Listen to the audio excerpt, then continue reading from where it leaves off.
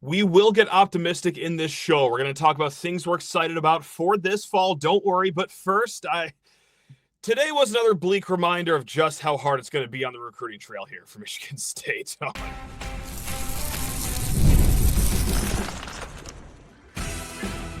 You are Locked On Spartans, your daily podcast on the Michigan State Spartans, part of the Locked On Podcast Network, your team every day.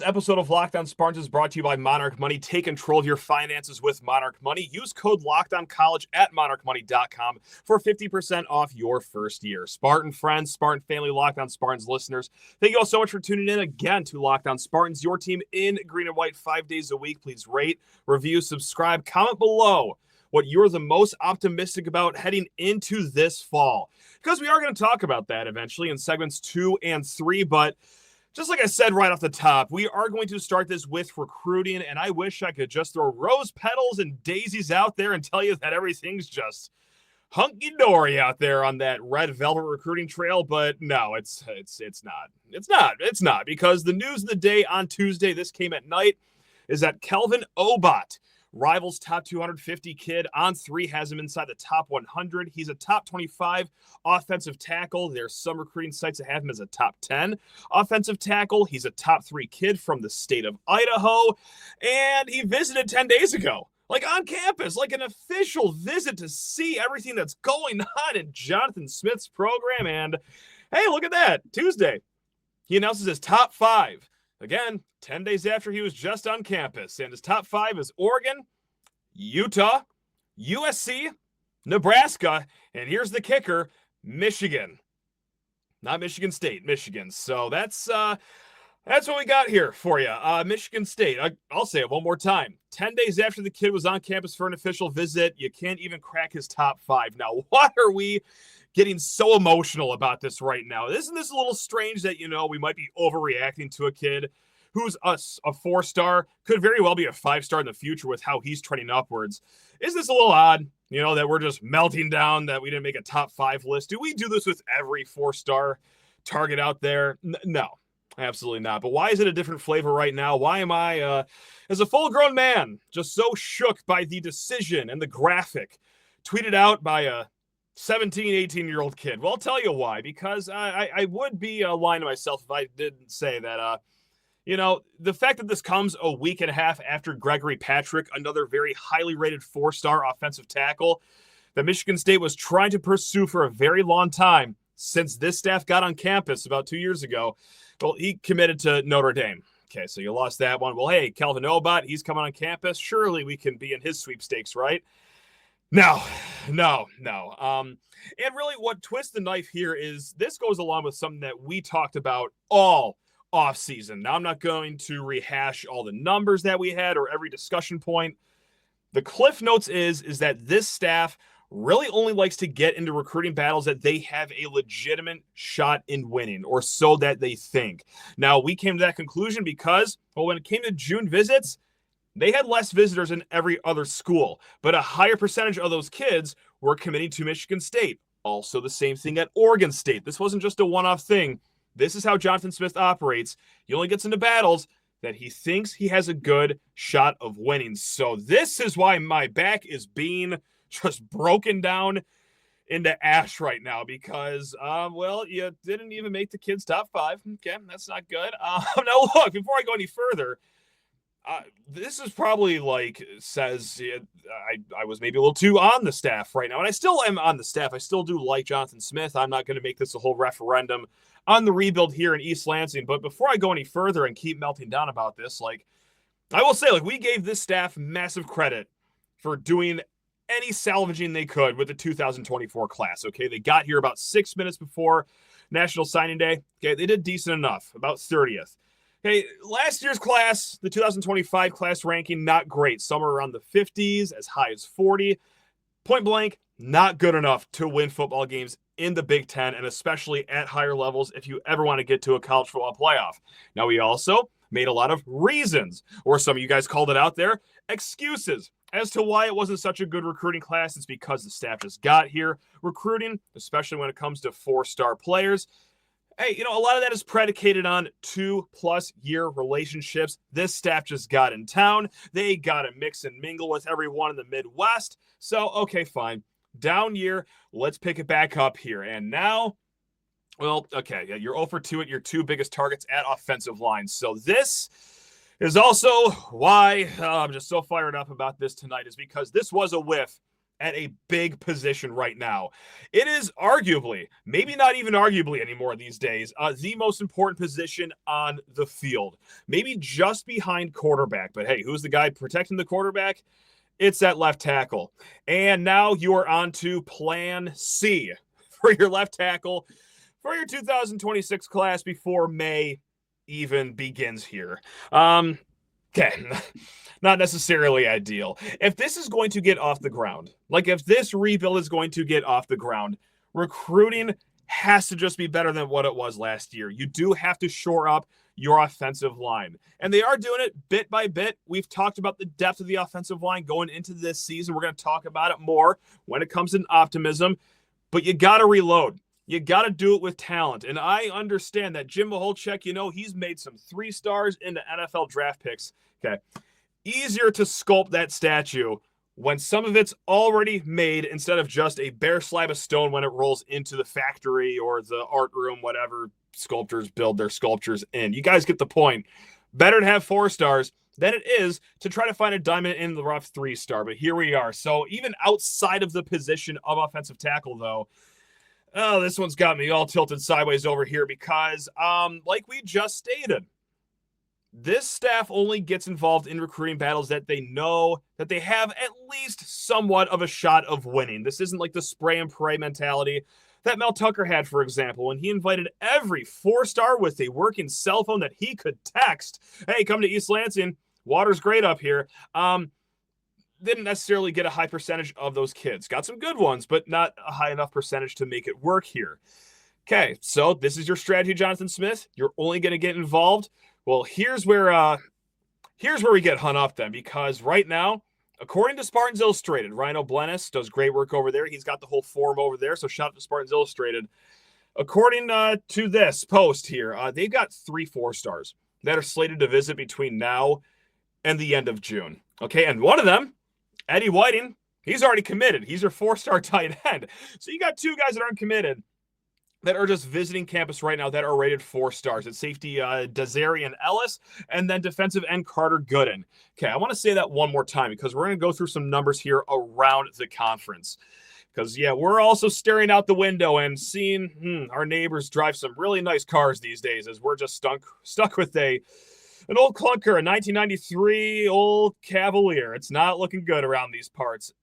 3 4-star visitors. Okay, I'll say that one more time. You're probably sick of me saying it. Right now, USC, for their 2026 class, has 12 4-star commits. Like, not visitors. No, they already got a dozen 4-stars committed to their program. Iowa, silly Iowa, just lowly Iowa. They're never flashy, right? Okay, there you have 4 4-star commits for their class. Rutgers, what's going on at Piscataway? My God, what a joke of a program, right? Not quite. They have 3 4-star commits. Again, guys, Michigan State has 3 4-star visitors. Not even guaranteed to win those battles. Now, there is some time to have more guys scheduled, lined up for official visit season, but oh man, not much time to get people on the map. Just to look around other programs in the Big Ten, UCLA, lowly UCLA, and all 16 fans that come to their games, well, they can get fired up about this.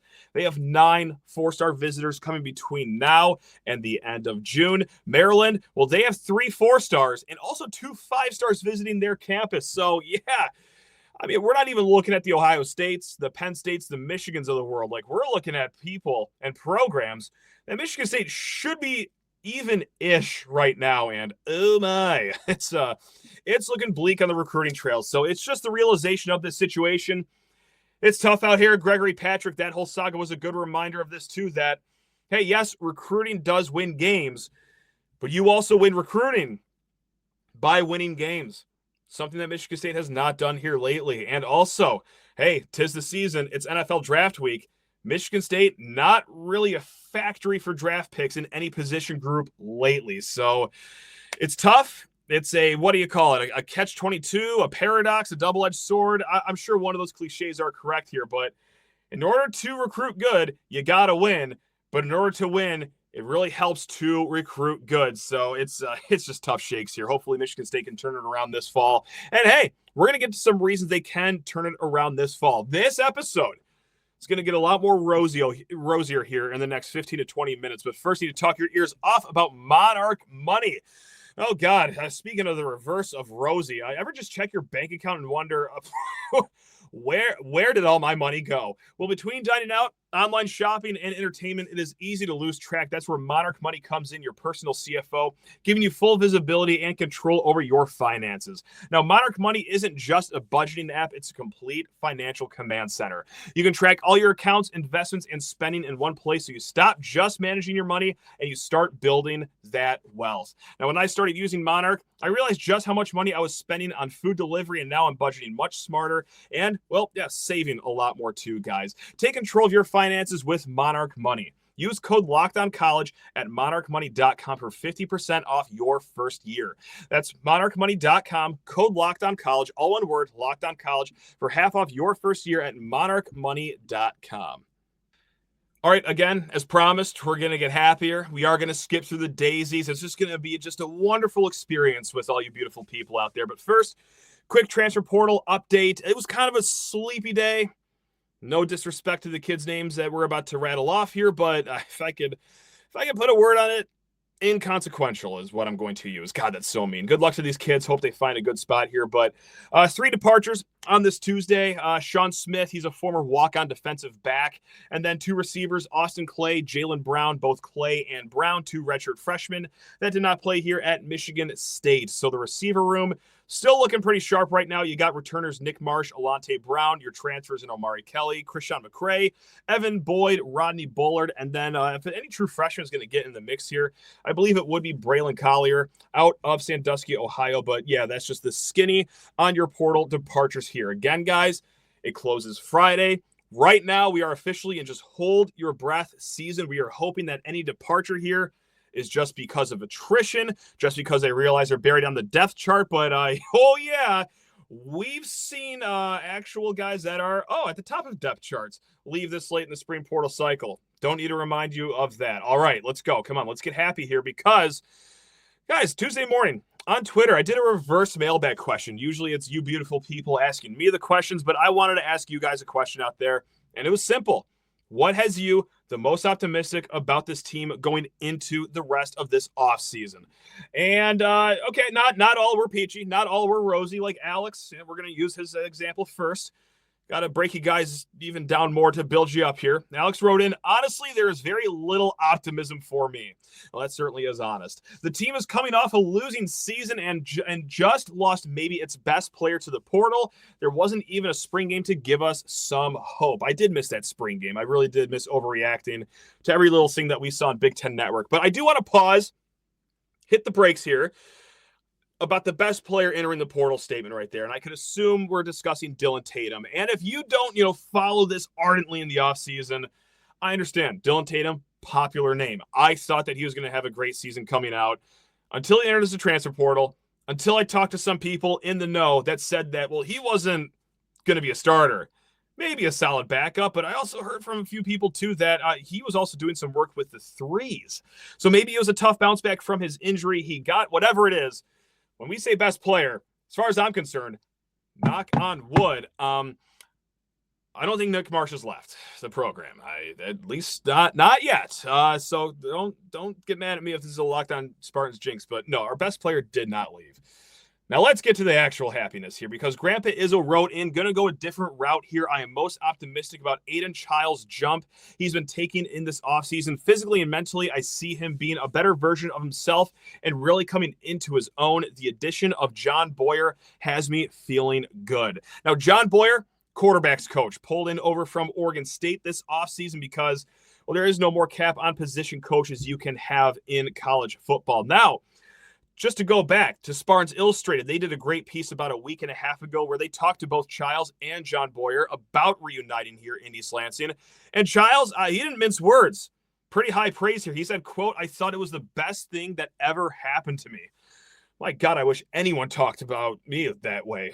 Lordy. And also John Boyer mentioned too that, he saw Aidan Chiles better at communicating already this spring, namely before the snap, which I thought he did a solid job of last year, especially as a young, new starting quarterback. I thought his pre-snap adjustments were fine enough, but I'll also defer to the quarterback coach here to say that he's even doing better than last year. Also, Boyer mentioned that Chiles is putting in more extra time, which is always good to see. But yeah, the end all be all is what we're going to see on the field here. Now, Lieutenant Bishop, very similar here. He said wide receiver, tight end talent, one more year in the system for Aidan. He shouldn't have any excuses with this squad. Now, he shouldn't have any excuses. We did an episode on that about either a month or 5 months ago. I don't know. I've lost track of time. No more concept of time anymore for old Matt over here. But we did do an episode. And there really shouldn't be any excuses for both the quarterback, the staff. There's no reason this offense shouldn't be at least like average. And even an average offense would be a substantial leap forward from what we've seen here the last few years in East Lansing. We already talked about John Boyer, getting him comfortable, a specific quarterbacks coach that Chiles obviously loves. And then, well, guys, they also addressed the offensive line upgrades in the portal. You have more depth there, which we are going to talk about here a little bit. But also the wide receiver upgrades. We've been hearing really solid things about Amari Kelly in this offseason. Christian McCray from Kent State. Can he add that slot receiver that Michigan State's offensive system under Jonathan Smith and Brian Lindgren were really missing last year? Potentially. And just like he said, it is another year in this system. God, you really hope that the only way to go is up for Aidan Chiles. There really should not be any excuses to at least not be average. We're not setting the bar up on Mars right now. Just be an average offense. Anything above that is doable, but also all gravy. I speak in green and white, wrote in having a solid wide receiver room. It's going to be nice, especially for Chiles to have receivers to throw to. The transfer portal, in this way at least, has treated us very well wide receiver wise. And it had to. It had to, because this offseason, only Nick Marsh and Alante Brown were the guys returning from last year's team that recorded any stats last year. So yeah, they had to get some guys out of the transfer portal. I'm sure that was no mistake. I'm sure that was no coincidence that maybe some guys were encouraged to go seek out, hey, another opportunity, because we're going to bring in a little more speed here. We're going to bring in receivers that fit this offensive mold. We've already talked about it with Christian McCray being a slot receiver, a pure slot receiver, which they didn't have last year. And you go back to the Oregon State days with Anthony Gold, Silas Bolden. Those guys made some hay at the slot receiver position. The run game benefited off that. All the pre-snap motion. Just the offense was better cohesively with the true slot receiver. I know we're putting a lot on Christian McCray right now, but his presence should be able to open up something here in East Lansing. Now, the K-Man. That's right. We're getting into the trenches here. We are going to talk about the offensive line right now, because he wrote in, if we don't lose anyone from the two deep by the time the portal closes, very important to write that, I'll be very optimistic about the offensive line and the depth there. Let's talk about the depth. Let's talk about why we think this offensive line can actually show improvement, can actually work, because I want to rewind the VHS to last year and all the episodes that we did before the season saying, okay, starters on the offensive line, solid. Tanner Miller, Luke Newman, feel okay about it. The only thing that really shoot you in the foot is if you had to cut into your depth. Because of your backups, you only had one guy, Dallas Fincher, that had any college experience. And then what happened almost immediately to start the season? They're on their third starting right guard because Christian Phillips and Gavin Brocious go down. Stanton Ramble, he has to exit a game, and we got to start true freshman Rakeem Johnson. What was it, against Ohio State at left tackle? Welcome to college football, young man. Guys, it was a bloodbath in the offensive line last year. Man, but right now you have Stanton Ramble, left tackle, okay? Hopefully a solid bounce forward between his redshirt freshman and sophomore season, which I believe in. And then let's call it Gavin Brocious at left guard, Matt Goldman at center, maybe Luka Vincic, the transfer from Oregon State, over at right guard, and then Connor Moore, the Montana State transfer, at right tackle. Perhaps Christian Phillips works his way into the starting role. He didn't practice in this spring, still recovering from his injury, but still, okay, that's your starters. What gets us hopeful? Fast forward from the VHS that we just rewound from last offseason. It is a complete 180 when it comes to talking about what is behind the starters. Guys, you have 8 backups now. 8. I counted it this morning. 8 backups. I could be on or off by 1. I'm not really that great at counting. But 8 backups that got college snaps last year. Okay, and that's not counting Cole Dellinger, who spent all last offseason, or no, not last all offseason, last actual season, like in a scooter or a wheelchair or in some apparatus, big leg injury, obviously.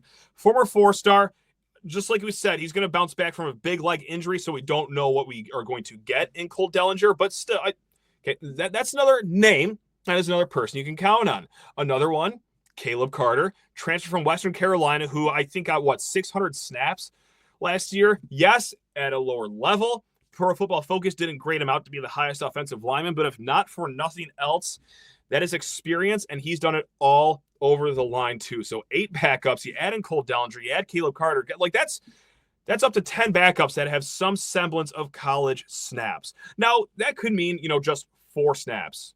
For Andrew Dennis, a former 4-star. It could also climb up to the guys like Rakeem Johnson, who did get some substantial play last year. But this is also where I wonder, okay, are we going to see guys leave for the portal because they know that they have college experience and they're on the 3D? But stay tuned to the rest of the week for any news out of that. But that is a drastically different outlook about the offensive line that we had last season, guys. Truly. Now, Connor wrote in, we're going to get more specific into the offensive line. I am most optimistic about the offensive line improving. Stanton Ramel basically still a sophomore next season, and I'm hoping Connor Moore will be good enough to step into right tackle. Either way, I expect improvement across the front. Now, Stanton Ramel, redshirt freshman season, it went, that's it. But that's not terrible. Let's all remember, he was coming off of a torn ACL from the season before. Part of the teams he played, not Ohio State, he was out for that game, but Oregon, he got some heavy hitters across from him on that defensive line that he was facing opposite of. So yes, it was tough for the redshirt freshman season, but I'm going to bark out 2 names here that maybe you're not going to know. You probably actually shouldn't know these names. If you know these names, you are a sick dog that loves yourself some Big Ten football. But Ariente Irise, I'm sure I got that name somewhat right. He was your Big Ten offensive lineman of the year out of Minnesota. Really solid for the Gophers last year. Young in his career, in his second year in college, did not grade out great on Pro Football Focus. And then what did he do? Just kept growing, just like Holland Pierce did. Okay? Rutgers, that's one of the highest grading offensive linemen in the Big Ten, according to Pro Football Focus. Now, you go back to his redshirt freshman season at Rutgers, not great, really not great. He graded out somewhere in the 60s. So I'm not saying it's guaranteed that Stanton Ramel is going to grow, but with this early experience, he is a former 4-star. Let's not forget that either. I think that under the tutelage of Jim Maholchek, that he can be due for a really strong sophomore season and keep on climbing up that ladder of improvement. Tell you what, Chiles is going to need it for anything to work. But yeah, I'm not out on Stanton Ramel. I don't think anyone necessarily is, but who are we kidding? There's always a few panickers in the fan base. I can be one at times, as highlighted by that first segment. But when it comes to Stanton Ramel, not really in that boat. No, I'm just not. So Pablo Chacon writes in. Now, this is going to get into some, off the field stuff right here. The boys are hungry. Point blank. It was kind of a sleepy spring. Not a lot of fanfare around here. And I do want to know if that is by design, because I do wonder if there's a quiet confidence with this bunch right now, kind of, emulating Jonathan Smith, a guy that's not really emotional on the outside, whether it's behind closed doors like we've heard, or, hey, in front of the camera, as we've seen during games and press conferences. Now, Pablo also wrote that the bar for improvement is 3 inches off the ground. Yeah, there is something, to be said about that. So I do like that. Now, Brennan Evans also wrote in something that's really not on the field. Wrote in, it's only up from here. I do think that 5-7 is the floor for this team in the Jonathan Smith era. Guys, I'll tell you what, this year's schedule compared to last year can only help. Now, I'm not saying, of course, it's going to be just a cakewalk. Oh my God, it's going to be as easy as Indiana's schedule last year until they had to face Ohio State. No, not quite. It's very hard to have a schedule with no blemishes on this. But here's what we don't have. You don't have Ohio State and Oregon back-to-back weeks separated by 6 days. Like, that's very nice of the conference to actually give us a break this year. You have 2 byes this year. One of the byes is between the USC and Nebraska game. Okay, those are your only back-to-back road games the entire season.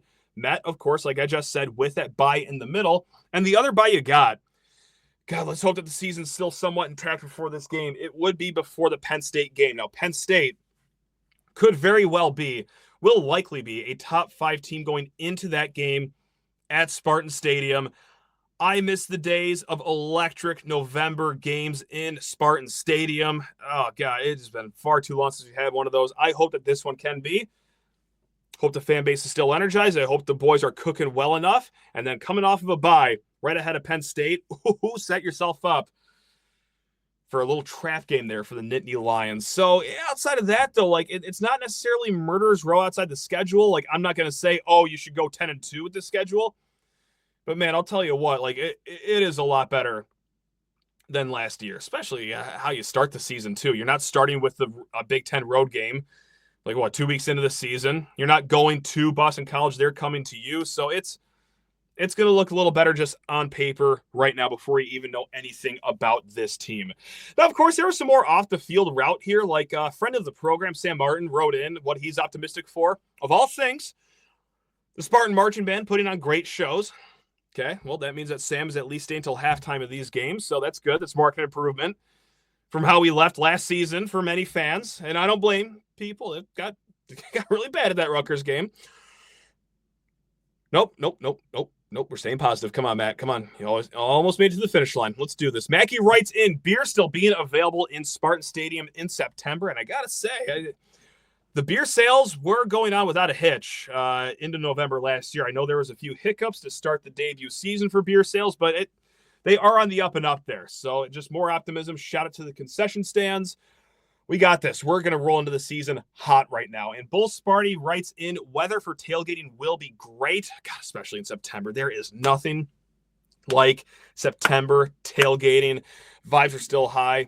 Team is still undefeated. Oh my God, just get me under those sunny East Lansing skies right now. And also wrote in a no end of season snow game. That's right.